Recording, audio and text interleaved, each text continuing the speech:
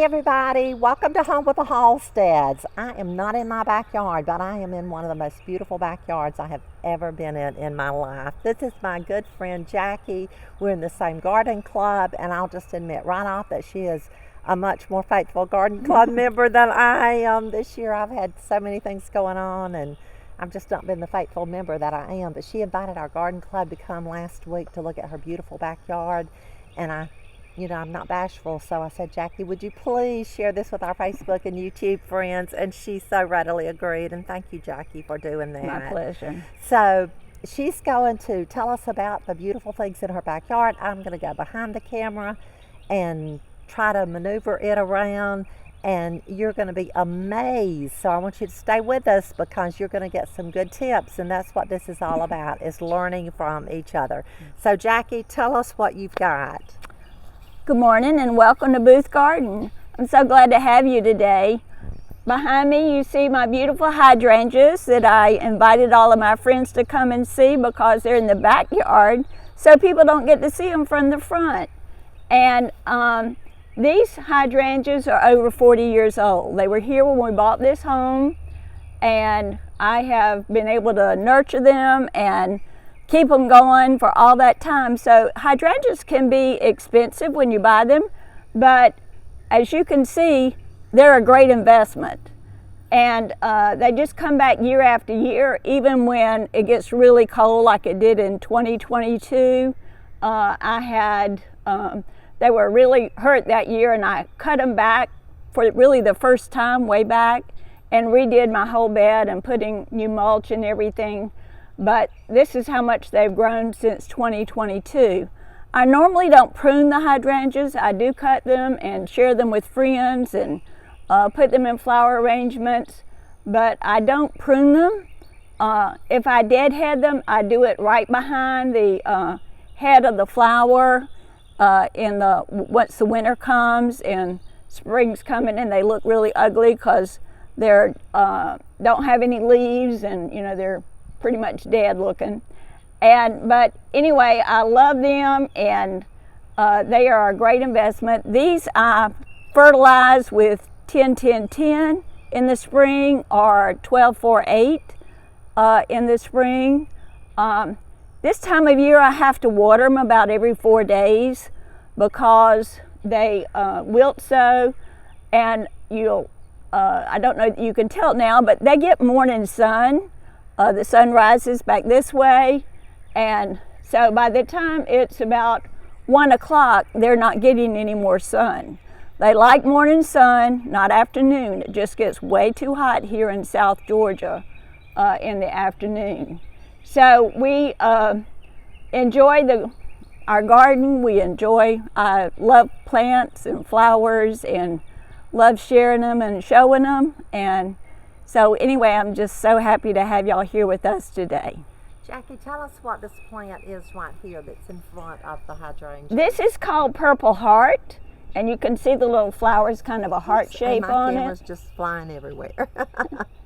And I love this because it adds color to the gardens, and it's really easy to root, easy to grow, and so I enjoy having that. I have several different patches of it around the yard because I just like the color of it. Okay, and tell us about this rooster and about this stump that you have here. Well, for many years we had a huge pine tree here, but unfortunately it died and we had to have it taken out. But I left the stump because I didn't want them tearing up my hydrangeas to remove it, and I have just let fern grow in it, and I put my rooster on it. This is Peter. He's already famous. He's been on Facebook. He goes to church every Easter and stands by the cross to help to tell the Easter story. Oh, that's wonderful. Well, that's very special. special. Let's walk around together and see some of the other beautiful things that you have in your yard. I like impatiens. They come back every year. Not only that, they throw seeds everywhere, so you get a whole lot of new impatiens with those, and I like the bright colors that they are. I have macho fern growing in the back there, and I like agapanthus as well. I have lots of those. I know Joyce has fantastic agapanthus in her yard, and I just don't have as many as she does, but I enjoy them. I have lots of different irises that bloom in the spring. I have walking iris as well as japonica iris that bloom in the spring, and they're really pretty. They both look like little orchids. And those are ginger lilies back there. I have a lemon tree here that my children gave me for Mother's Day because my other lemon tree was killed by the cold, so they replaced it for me.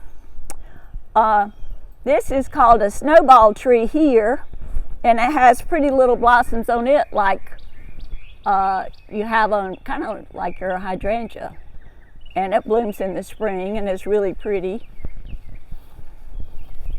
Over here is my grapefruit tree.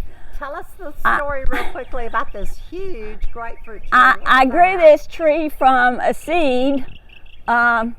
It sprouted and it started growing, and I just kept putting it in a bigger pot. I finally put it in the yard, and now I enjoy pink grapefruit. My neighbors enjoy the fruit, my friends enjoy the fruit, my family enjoys the fruit, and I give hundreds of them to the food bank every year. Wow. So it's a real blessing to have those in my yard that I can share with everyone. I even send them to California to my children. Wow, amazing. And then over here, I have a fountain, which I forgot to turn on this morning, but the water comes out and it makes a nice little sound. And I have more agapanthus here.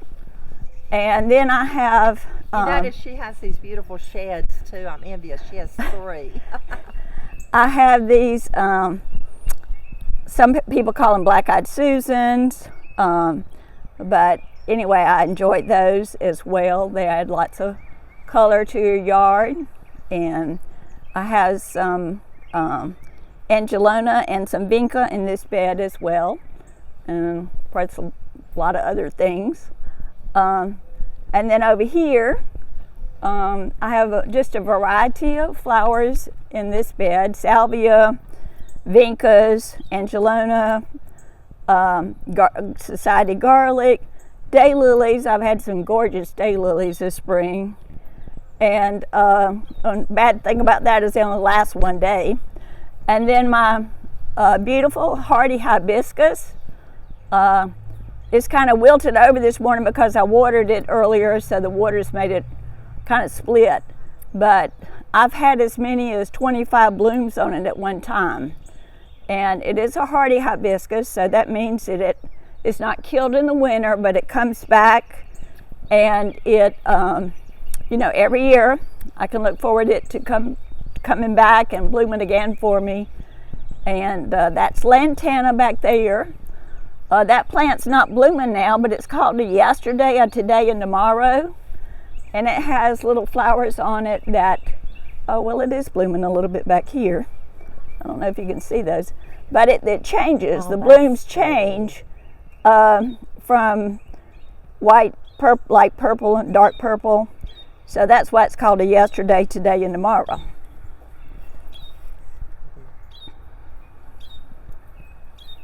This reminds me so much of a little English garden. Yeah. And that was a gardenia. Yes, gardenia, and it smells so good when they're blooming. Uh-oh.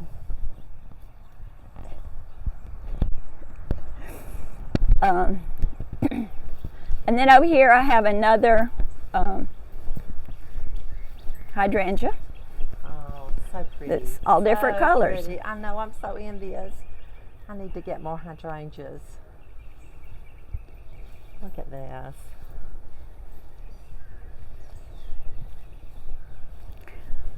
This hibiscus here is a Texas star hibiscus.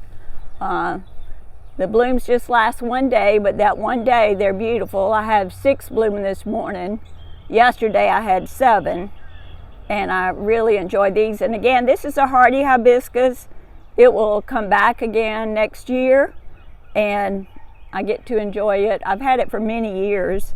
Unlike the tropical hibiscus, it would be killed with the cold weather. So I really enjoy the hardy ones. Wow.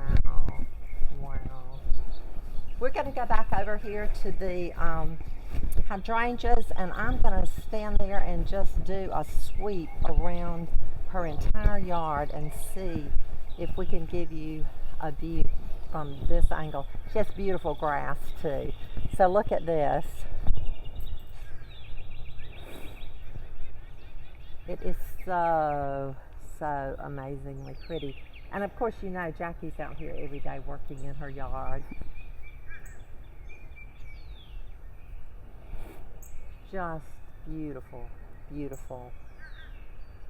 So luscious, so peaceful, so beautiful.